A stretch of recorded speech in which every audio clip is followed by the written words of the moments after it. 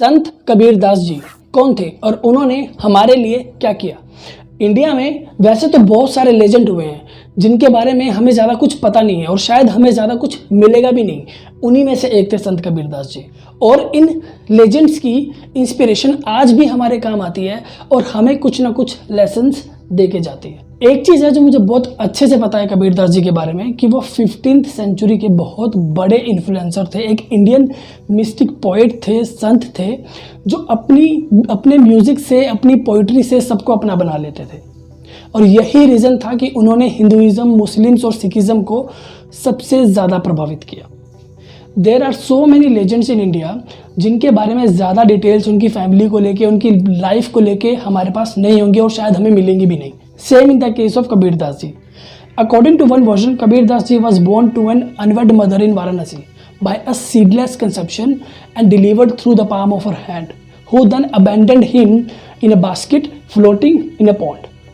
फिर एक बेबी कबीर को एक मुस्लिम फैमिली ने पिक किया और उनको रेज किया और उनको नाम दिया Kabir the great one.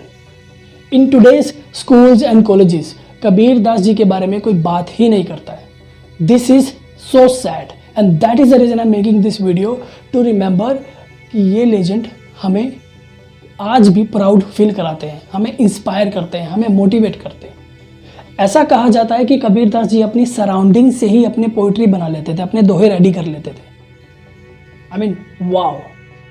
Kabir Das ji ने हिंदुइज्म, मुस्लिम्स और सिखिज्म को सबसे ज़्यादा प्रभावित किया।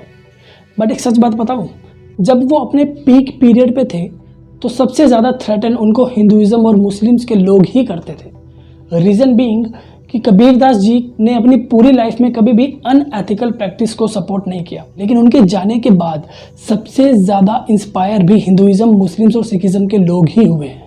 इनफैक्ट गुरु ग्रंथ साहब जी के स्क्रिप्चर्स, जो सिखिज्म के जो स्क्रिप्चर्स है, वहाँ पर भी कबीर दास जी की बातें और उनका जिक्र किया गया है।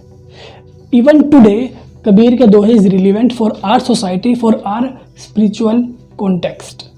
कबीर दास जी हमेशा कहते थे द गॉड इज वन, बस उनको अलग अलग नाम से बुलाया जाता है। कबीर दास जी के दोहों में से ही एक दोहा रिपीट करना चाहता हूँ जो आपको ये बता देगा कि वो अपनी सराउंडिंग से कैसे दोहे बनाते थे।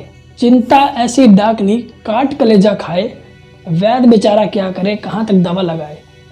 इस दोहे का सिंपल मीनिंग यही है कि जो चिंता है वही सबसे बड़ी हमारी दुश्मन है, इसमें डॉक्टर कुछ नहीं कर सकता है। तो लाइफ को एंजॉय करो, टेंशन कम लो। What should be learn from Kabir Das ji? वो हमेशा कहते थे कि सच्चाई उस इंसान के साथ है जो सच के रास्ते पर चलता है।